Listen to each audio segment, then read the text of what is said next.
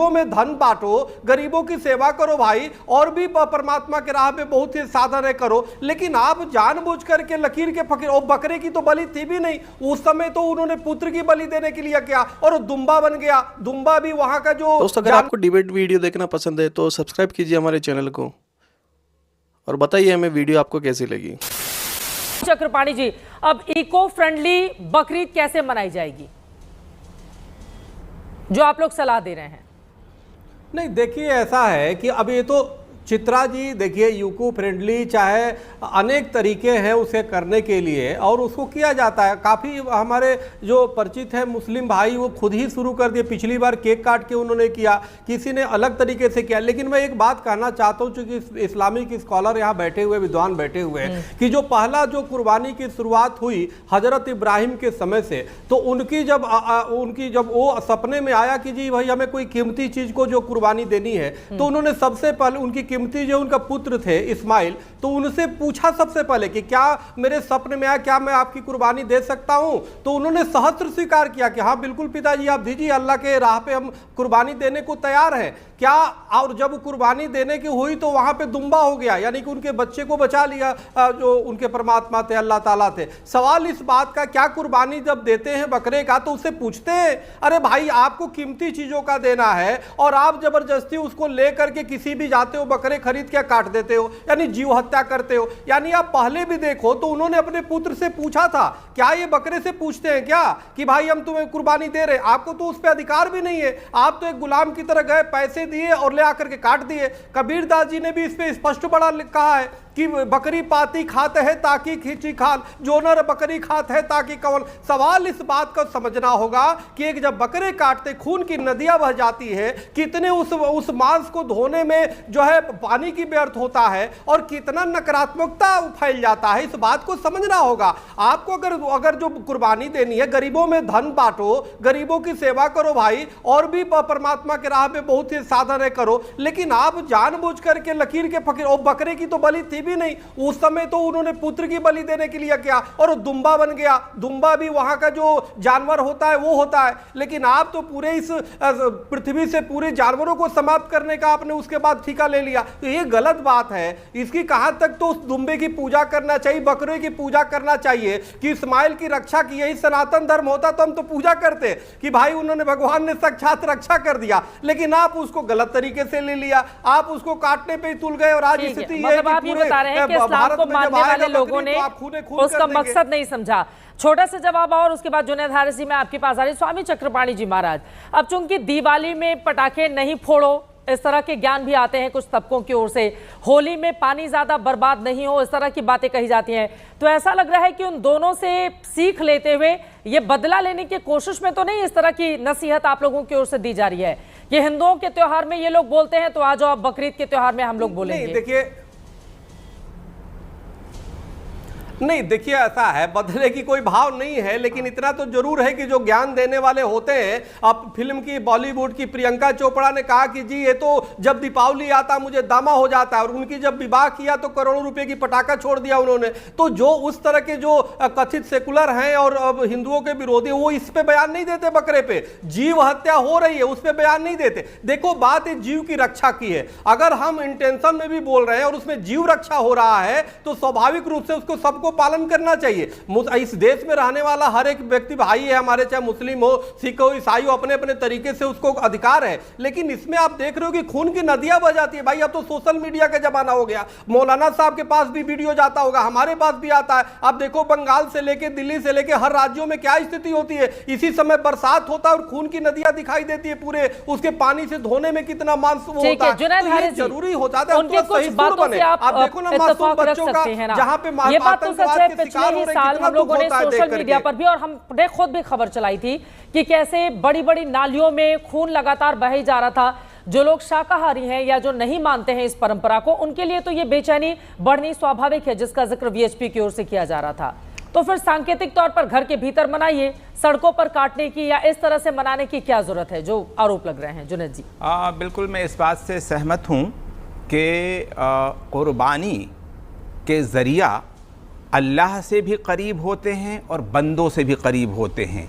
कुर्बानी का गोश्त अकेले नहीं खाना है, मिलजुल करके जो गरीब का भी गोश्त ख़रीद नहीं सकते हैं उनके साथ शेयर करके खाना है, सबको शामिल करके खाना है। मैं आपको एक चीज़ बताना चाहता हूँ, और इन्वायरमेंट का हर हाल में ख्याल रखना है। जितना ज़्यादा इस्लाम ने इन्वायरमेंट की हिफाजत की बात की, उस नुक्ते नज़र से गंदगी को किसी भी तौर पर सड़क पर छोड़ना बिल्कुल गलत है। अल्लाह के रसूल सल्लल्लाहु अलैहि वसल्लम ने इन सब चीज़ों से मना किया, कहा सफाई आधा ईमान है, वगैरह वगैरह।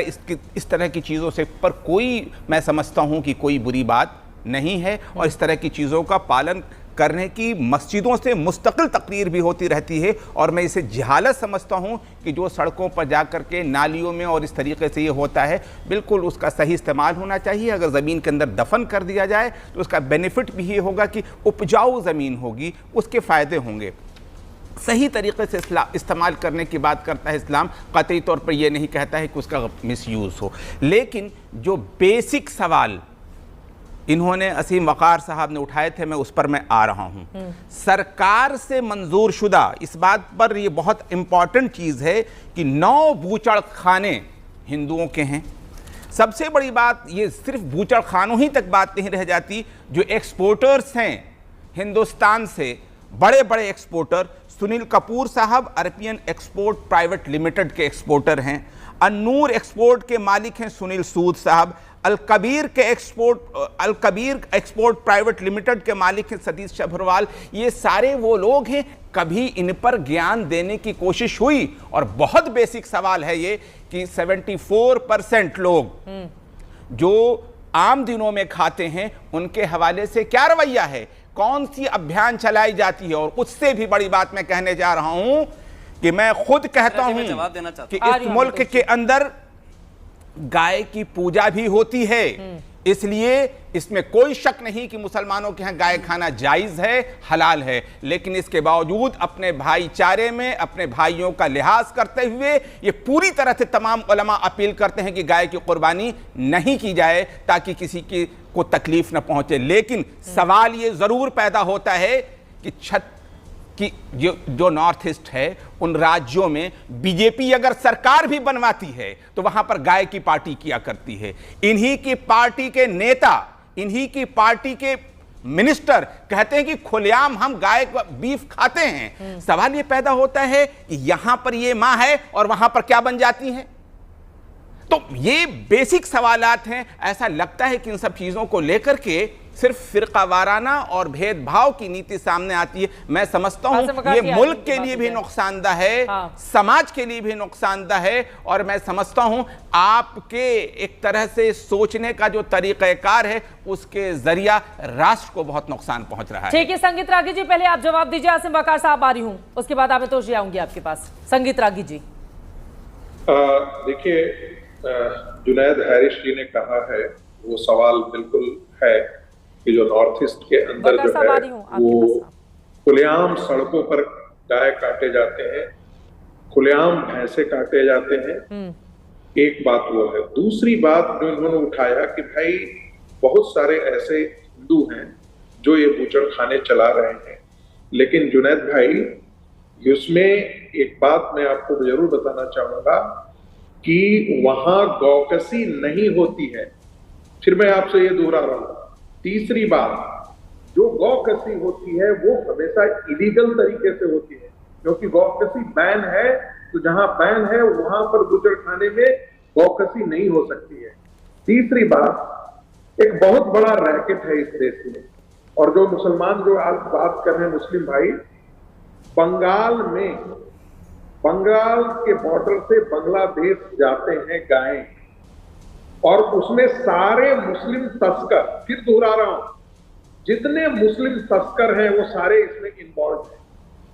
साथ साथ पंजाब से लेकर के पूरे देश भर में एक रैकेट काम कर रहा है।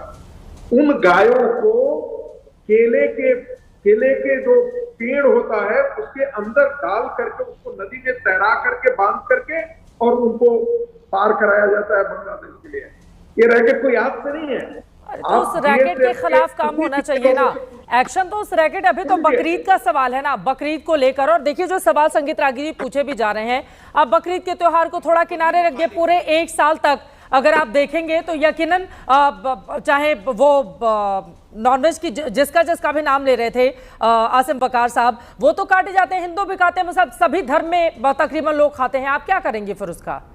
नहीं, मैं फिर अगर जीव हत्या की ही बात है तो फिर जीव हत्या या तो पूरी तरह से बंद करके सबको आप शाकाहारी बना दीजिए, लेकिन ऐसा नहीं चलेगा ना कि उनका त्योहार आ जाए तो फिर आप लोग इस तरह की बातें कीजिए, उनका त्योहार चला जाए तो फिर जीव हत्या जायज है। मैं एक चीज की इजाजत दे, मैं आपके साथ हूं संगीत रागी साहब, मैं इस बात में आपके साथ हूं कि गौकशी पर पाबंदी होनी चाहिए, जितनी गायें हैं उनको नंबर देना चाहिए, उनका क्या अंजाम हो ये पता होना चाहिए। मैं समझता हूं कि गाजियाबाद में कई सौ टन पकड़े जाते हैं और हिंदू उसके तस्कर होते हैं। मैं इसमें हिंदू और मुसलमान की बात नहीं कर रहा हूं। कई लोग कहने लगते हैं ना खाने की आजादी नहीं है हमारे देश में, ये किया जा रहा है, वो किया जा रहा है, मैं तो कह रहा हूं, आवाजें सुनते हैं हम लोग। नहीं, मैं तो कहता हूं गाय के हवाले से मैं खास तौर से स्पेशली में इस बात को मैं कह रहा हूं कि इसको राष्ट्र पशु बनाइए, राष्ट्र माता बनाइए, जो जी में बनाइए, क्यों नहीं बीजेपी बनाती है, ये बहुत बड़ा सवाल है। और कहां गाय चली जाती है, कौन काटता है, ये बहुत बड़ा सवाल है। मैं तो चाहता हूं